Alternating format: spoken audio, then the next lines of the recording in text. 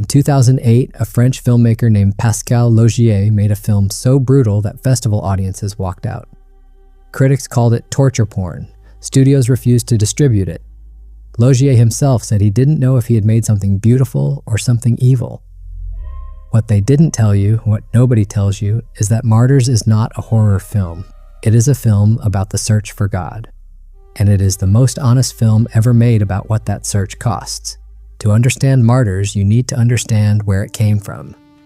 In the early 2000s, France produced a wave of films unlike anything in world cinema.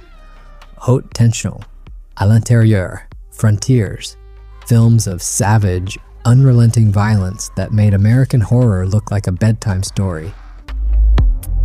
The film begins as one thing. Pay attention to exactly when it becomes another. A girl escapes from a building. She is maybe 10 years old. She is filthy and she is running, and she is clearly running from something the camera does not show us. She survives. She is placed in an orphanage.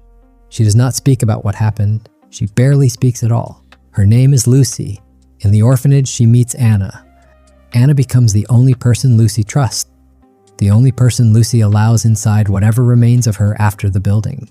They grow up together. They build something between them that the film treats as the closest thing to sacred it will allow itself before the second half begins. 15 years later, Lucy finds the family that kept her in the building, the family that did what was done to her. She goes to their house on a Sunday morning while they are eating breakfast, and she kills them all.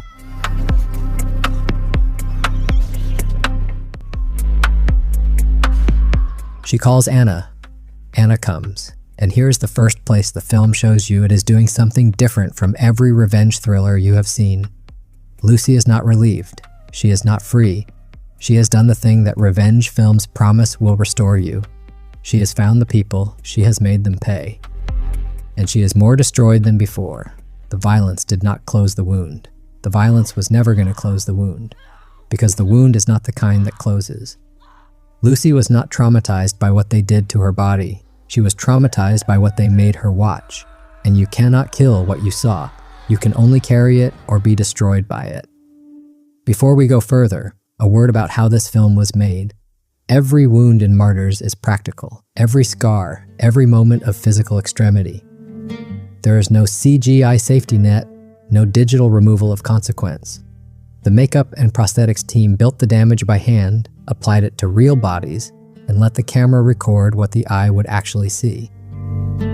In an era drowning in Marvel physics and digitally weightless violence, Martyrs insists on weight, on consequence, on the specific texture of a body that has been through something real. This is not a stylistic choice.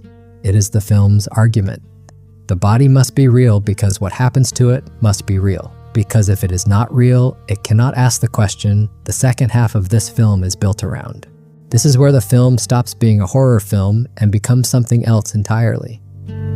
After Lucy, the film continues. Anna stays in the house. Anna begins to find what is underneath the house. And what is underneath the house is where Martyrs reveals its true subject. The thing Laugier was building toward from the first frame, the thing that makes this film unlike any other in the new French Extremity, unlike any horror film ever made. There is an organization. They have been operating for decades. They are not monsters in the horror film sense. They are not motivated by cruelty or sadism. They are motivated by belief, specifically by a belief about what happens at the absolute limit of human suffering. They believe that a person pushed to the very edge of what a body can endure, pushed beyond survival, beyond hope, beyond the last thing the mind uses to protect itself, will, in that final moment, see something on the other side, something the rest of us cannot access because we are protected by the distance between our ordinary lives and the extreme. They are not torturing Anna. They are preparing her. The distinction is everything, and it is the most disturbing idea in modern cinema because it is not entirely wrong. This is the question that has split audiences since 2008. The organization's logic is internally coherent. Mystics across every tradition have described proximity to death as proximity to the transcendent. Near-death experiences produce consistent reports across cultures, across centuries. Light, peace, the dissolution of the self, the sense of something vast on the other side. The organization is trying to produce that experience deliberately. Scientifically, they want a witness. They want someone who can come back from that threshold and tell them what is there. The horror of Martyrs is not that the organization is evil. The horror is that their question is real. The horror is that you cannot watch the second half of this film without asking yourself, without being forced to ask yourself, whether suffering has a limit and what is on the other side of it, and whether the search for that answer could ever justify what you are watching. Laugier does not answer that question. He does not let you off that hook. He makes you hold it for the entire second half, and then he delivers the ending and he still does not answer it.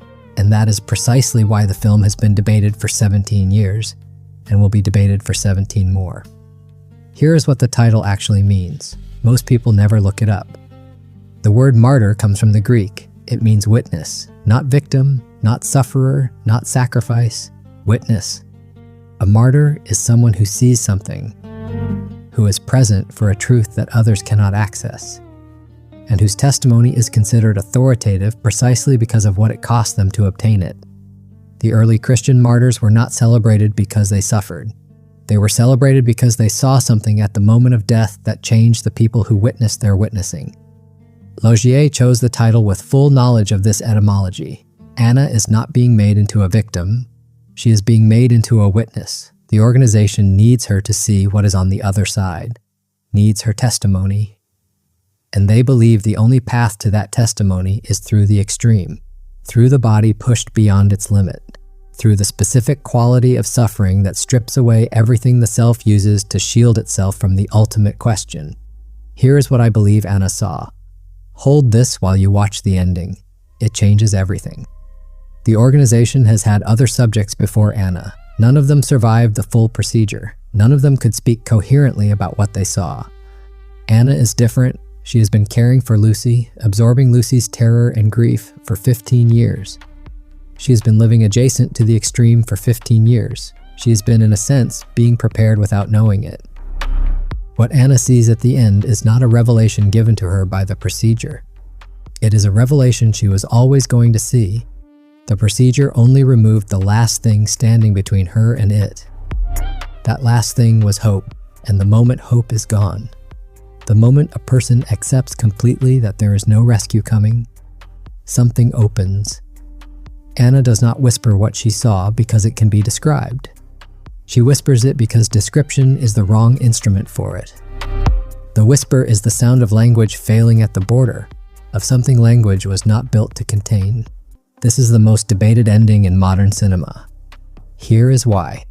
Anna survives the procedure, barely. She has seen something. The leader of the organization, Mademoiselle, goes to Anna's bedside and leans in close. Anna whispers. We do not hear it. The camera stays on Mademoiselle's face as she listens. And what passes across that face is not joy, not confirmation, not triumph. Something more complicated, something that looks almost like grief. Mademoiselle goes downstairs. Her associates are waiting. They want to know what Anna said. They want the answer. They have built their entire lives toward this moment. Mademoiselle tells them to keep doubting. Those are her exact words. Keep doubting. Then she goes to a room alone. She puts a gun in her mouth. The film cuts to black before the sound. She has spent decades searching for the answer. She found it. And the answer destroyed her. Not because it was terrible, because of what it required of her if she chose to believe it. I have thought about this ending more than any other film, not because it is ambiguous in the way that invites comfortable theorizing, but because it is ambiguous in the way that makes every interpretation feel like a self-portrait. If you believe Mademoiselle killed herself because what Anna saw was beautiful, because transcendence is real and the cost of obtaining it is unbearable to live with, you are one kind of person. If you believe she killed herself because what Anna saw was nothing, because the search produced only absence, you are another kind of person. Laugier has said in interviews that he himself does not know which reading is correct. He made the film to ask the question. So have I. Here is the interpretation nobody has offered. This is the one that keeps me up. Most readings of the ending focus on Mademoiselle, but the ending is not about Mademoiselle. The ending is about Anna. Specifically about what Anna chose to do with what she saw. Anna chose to tell her. Anna, who has been through the full extremity, who has no reason left to cooperate, no leverage, no hope, chose to lean toward the woman who ordered her suffering and whisper the answer into her ear. This is not a small choice. This is the film's most radical statement. Anna gave the answer as a gift, not as a victory, not as a revenge, as a gift. The woman who destroyed her, Anna chose to give the most valuable thing a human being has ever obtained. And that gift, whatever it contained, was sufficient to make Mademoiselle understand that everything she had done to obtain it was wrong. Not strategically wrong, not pragmatically wrong. Wrong in the way that requires a gun. The martyr is not Anna because of what was done to her. The martyr is Anna because of what she chose to do with what she saw. The witness chose to witness, even for the one who made her suffer, especially for the one who made her suffer. That is not nihilism, that is the most radical act of grace in the history of horror cinema. Mademoiselle killed herself because what Anna saw was so beautiful that continuing to live an ordinary experience was unbearable? Or did she kill herself because what Anna saw was nothing? Because the search produced only the confirmation of absence? One answer makes Martyrs a film about grace. The other makes it the most honest, nihilistic statement in cinema. I have watched it 6 times. I change my answer every time. Tell me yours. Pascal Laugier made a film about what is on the other side of the limit. He did not show us what is there. He showed us what it costs to find out. He showed us a woman who found out and could not live in the same world as the finding. He showed us the martyr, the witness, choosing to give the answer as a gift to the person least deserving of it. You already have a theory about what Anna saw. You formed it before this sentence. That theory is not about the film, it is about what you are willing to believe is waiting at the end of everything.